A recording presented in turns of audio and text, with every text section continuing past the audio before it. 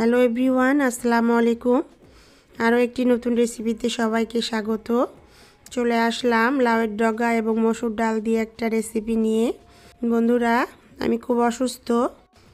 ঠান্ডা লাগার কারণে গলার শব্দটা একদম বসে গেছে, কথা বলতে পারছি না। কথা বললে আরও বেশি বেড়ে যায়।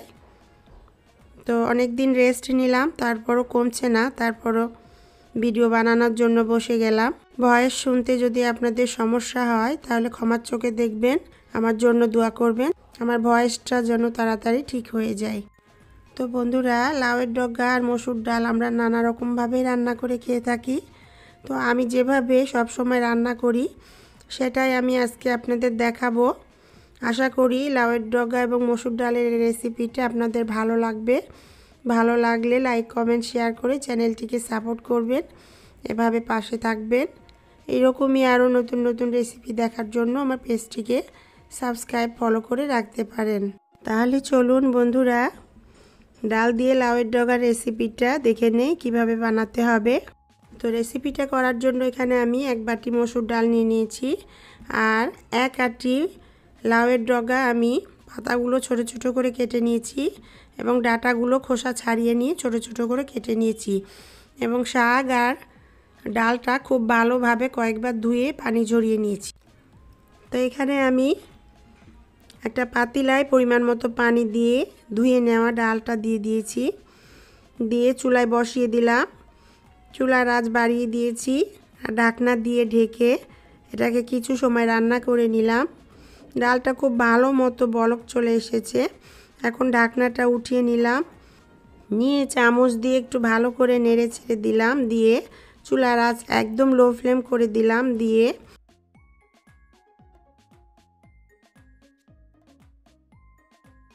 পাঁচ ছয়টা কাঁচামরিচ মাঝখান থেকে ফালি করে দিয়ে দিলাম।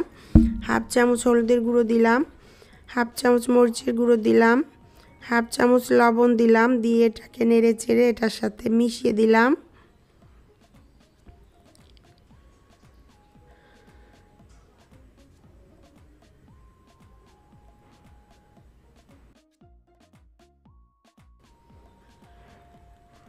একটা পেঁয়াজ কুচি হাত দিয়ে ছড়িয়ে নিয়ে এখানে দিয়ে দিলাম। দিয়ে ঢাকনা দিয়ে ঢেকে এটাকে খুব ভালো মতো সিদ্ধ করে নিব।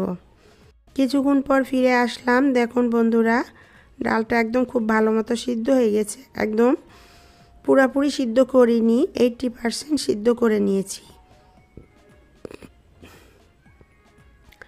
ভালোভাবে নেড়ে চেড়ে দিয়ে আমি এখানে যে লাউয়ের শাক এবং ডাঁটাটা কেটে রেখেছিলাম সেটা দিয়ে দিলাম। লাউয়ের শাক এবং ডাঁটাটা একদম কচি কচি, বেশি সময় লাগবে না এটা রান্না হতে। তারপর দিয়ে এটাকে একটু নেড়ে চেড়ে ডালের সাথে মিশিয়ে দিলাম।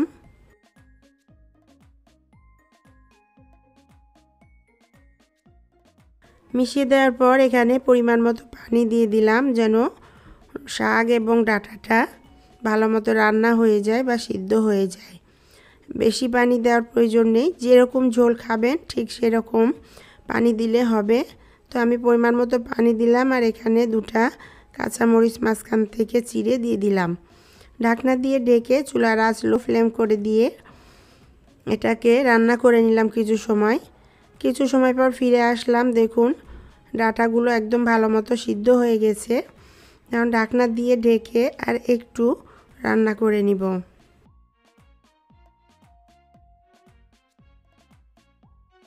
কিছুক্ষণ পর ফিরে এসে ঢাকনা উঠিয়ে আবার একটু নেড়ে ছেড়ে দিলাম। এখন একদম ডাঁটাগুলো খুব ভালো মতো সিদ্ধ হয়ে গেছে এবং লাউয়ের পাতাগুলো সিদ্ধ হয়ে গেছে। এই মুহূর্তে আমি এখানে হাফ চামচ ধনে গুঁড়ো দিয়ে দিলাম, হাফ চামচ জিরে গুঁড়ো দিয়ে দিলাম এবং লবণটা টেস্ট করে নিলাম। নিয়ে এখানে আরও হাফ চামচ লবণ দিয়ে দিলাম।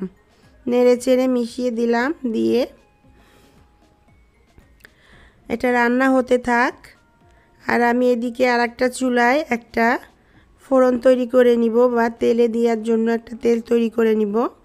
তো এখানে প্যানে আমি পরিমাণ মতো তেল দিয়ে দিলাম, একটা তেজপাতা দিয়ে দিলাম, 2টা শুকনা মরিচ দিয়ে দিলাম, আর এখানে একটা পেঁয়াজ কুচি এবং একটা বড় সাইজের রসুন কুচি করে নিয়েছিলাম সেটা দিয়ে দিলাম। দিয়ে এটাকে নেড়ে চেড়ে চুলার আঁচ মিডিয়াম হিটে রেখে ভেজে নিলাম।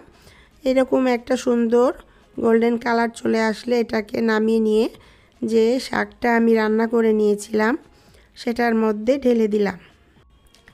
বন্ধুরা, এই ফোড়নটা না দিলেও হয়, কিন্তু এই ফোড়নটা বা তেলেটা দিলে এই শাকের তরকারির ফ্লেভারটা এতটাই অসাধারণ আসে যে আপনি একবার রান্না করে খেয়ে দেখলে এটার পার্থক্যটা বুঝতে পারবেন যে এই ফোড়নের কারণে এই শাকটার টেস্টটা দ্বিগুণ বেড়ে যায়। এটা নেড়ে চেড়ে দিয়ে ভালো করে মিশিয়ে দিলাম। দিয়ে শেষ মুহূর্তে এখানে আমি কিছুটা ধনেপাতা কুচি দিয়ে দিলাম। হাতের কাছে ধনেপাতা থাকলে দিবেন, না দিলেও সমস্যা নেই, এমনিতেই এটা অসাধারণ স্বাদে। তারপর নেড়ে চেড়ে মিশিয়ে দিয়ে ঢাকনা দিয়ে ঢেকে চুলার আঁচ একদম কমিয়ে দিয়ে কিছু সময় রান্না করে নিলাম। হয়ে গেল মসুর ডাল দিয়ে লাউয়ের ডগার এই রেসিপি। আর যেদিন এটা গরম ভাতের সাথে থাকে আর অন্য কিছু লাগে না, এতটাই টেস্ট এই রেসিপিটা।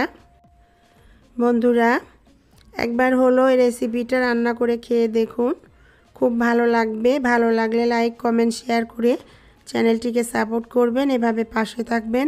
এরকমই আরও নতুন নতুন রেসিপি দেখার জন্য আমার পেজটিকে সাবস্ক্রাইব ফলো করে রাখতে পারেন।